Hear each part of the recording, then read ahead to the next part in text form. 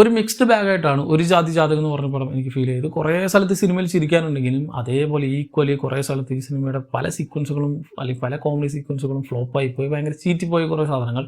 So ഒരു complete and satisfied feel കിട്ടിയിട്ടല്ല സിനിമ കണ്ടിറങ്ങി വരും. പക്ഷേ കണ്ടുകൊണ്ടിരിക്കുമ്പോൾ കുറേ സ്ഥലത്ത് നമ്മൾ ചിരിക്കുമ്പോൾ ഈ സിനിമ കണ്ടിറങ്ങി വരുമ്പോൾ ഇത് കുറേ കൂടി നന്നാക്കായിരുന്നു. ഈ നമ്മൾ ചിരിക്കുന്ന സീക്വൻസുകളുടെ കൂടെ വരുന്ന പാരലി വരുന്ന കുറേ സാധനങ്ങളുണ്ടല്ലോ. അപ്പോൾ ഒരു 50-50 ആണ് എല്ലാം.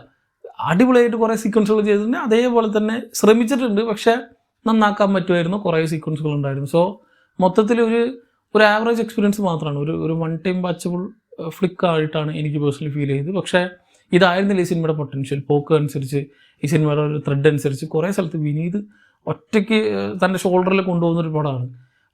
അങ്ങേര് ഇതുവരെ ചെയ്യാത്ത ക്യാരക്ടർ നമ്മളധികം ട്രീറ്റ് ചെയ്യാത്ത, നമ്മളധികം കാണാത്ത, അല്ലെങ്കിൽ അധികം ചർച്ച ചെയ്യപ്പെടാത്ത ഒരു ട്രീറ്റ്മെൻ്റ് ഒക്കെ തന്നെ. സോ നല്ല റിഫ്രഷിംഗ് ആയിട്ടുള്ള സ്റ്റോറി ലൈനാണ്. ഈ ഒരു ക്യാരക്ടർ എന്ത് ചെയ്യാൻ പോകുന്നു, അടുത്ത് എന്ത് ഇദ്ദേഹത്തിന് സംഭവിക്കാൻ പോകുന്നു എന്നുള്ളതൊക്കെ അറിയാൻ ഭയങ്കര ഇൻട്രസ്റ്റിംഗ് ആയിട്ട് സിനിമ ഇങ്ങനെ കൊണ്ടുപോകുന്നുണ്ട്. സോ ത്രൂ ഔട്ട് എൻഗേജിങ് ആയിട്ട് തന്നെയാണ് സിനിമ പോകുന്നത്. അവിടെ ഇവിടെ വരുന്ന കുറേ സീക്വൻസുകൾ, തിയേറ്ററിൽ ക്രൗഡ് ഇങ്ങനെ അട്ടഹസിച്ചിരിക്കുന്ന കുറേ സീക്വൻസുകളുണ്ട്. തൊട്ടടുത്ത ഒരു 2-3 മിനിറ്റ് കഴിഞ്ഞ് ഫുള്ളായിട്ട് ഡൗൺ ആയി, മുഴുവനായിട്ട് അങ്ങനെ ഇല്ലാണ്ടാവും. അങ്ങനെ ഒരു ഫ്ലോ ഇല്ലാത്തൊരു പടം, ത്രൂ ഔട്ട് ഒരു ഫ്ലോ ഇല്ല. കുറേ സീക്വൻസുകൾ ഇങ്ങനെ ഹൈ ആയിട്ട് പോകുമ്പോൾ കുറേ ഡൗൺ ആയിട്ട് പോകും. അങ്ങനെ കുറേ കൂടി ശ്രദ്ധിക്കാനും തോന്നി പല സമയത്തും. എഴുത്തിൽ ഈ ചില സീക്വൻസുകൾ അവിടെ ഒന്നുമില്ല എന്ന് ഓൾറെഡി എഴുതുമ്പോൾ തന്നെ അറിയാം. അത് എഴുതുമ്പോൾ തന്നെ ഒന്നും ഇല്ലെങ്കിൽ പിന്നെ അത് സ്ക്രീനിൽ വരുമ്പോൾ പിന്നെ ഒന്നും ഉണ്ടാവില്ല, അത് കാണുന്നവർക്ക് പിന്നെ ഒന്നും ഉണ്ടാവില്ല. അങ്ങനെ അവിടെ ഇവിടെയൊക്കെ ആയിട്ട് കുറേ വിഷയങ്ങൾ വന്ന കുറേ സാധനം. പക്ഷേ വിനീത് ശ്രീനിവാസ് മാത്രമല്ല, സപ്പോർട്ടിംഗ് ആയിട്ട് വരുന്ന കുറേ കാസ്റ്റുകൾ അവരവരുടെ കൗണ്ടറൊക്കെ ചില സമയത്തൊക്കെ പ്രോപ്പറായിട്ട് വർക്ക് ചെയ്തിട്ടുണ്ടെങ്കിലും ഒരു ഫുള്ളായിട്ട് ഒരു കംപ്ലീറ്റ് ആയിട്ടുള്ള ഒരു ഫീലല്ല എനിക്ക് പേഴ്സണലി കിട്ടിയത്. സിനിമ ആകെ 2 മണിക്കൂർ റൺ ടൈം ഉള്ളൂ. അതിൽ തന്നെ ഒരു അരമണിക്കൂറോളം പാട്ടിന് പോകുന്നുണ്ട്.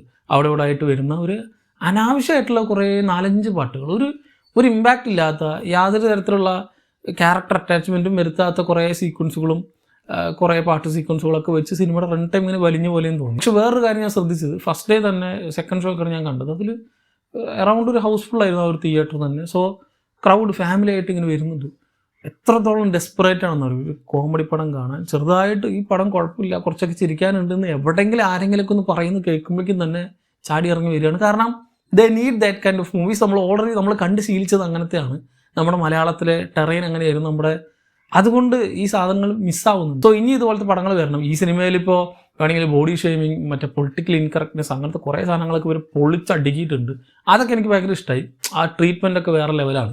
കാരണം ഈ ഒരു പ്രസൻറ്റ് കാറ്റഗറിയിൽ അല്ലെങ്കിൽ ഇപ്പോൾ എന്ത് പറഞ്ഞാലും പ്രശ്നമാണ്. നല്ലത് പറഞ്ഞാലും പ്രശ്നമാണ്, മോശം പറഞ്ഞാലും പ്രശ്നമാണ്. ഈ കോമഡി പറഞ്ഞാൽ അത് ക്രിഞ്ചാവും, ക്രിഞ്ച് പറഞ്ഞാൽ അത് ഊക്കലാവും. സോ അങ്ങനെ എന്ത് പറഞ്ഞാലും പ്രശ്നമുള്ള ഈ ഒരു സിറ്റുവേഷനിൽ ഇത് ചെയ്യാൻ കാണിച്ച ആ ഒരു ധൈര്യം അടിപൊളിയാണ്. പക്ഷേ ഞാനീ പറഞ്ഞ പോലെ ആ ഒരു ധൈര്യം വെച്ച്, ആ ഒരു ട്രീറ്റ്മെൻറ്റ് വെച്ച് ഇത് കുറേ കൂടി നന്നാക്കായിരുന്നു എന്ന് മാത്രമേ തോന്നിയുള്ളൂ. So it could have been a lot better.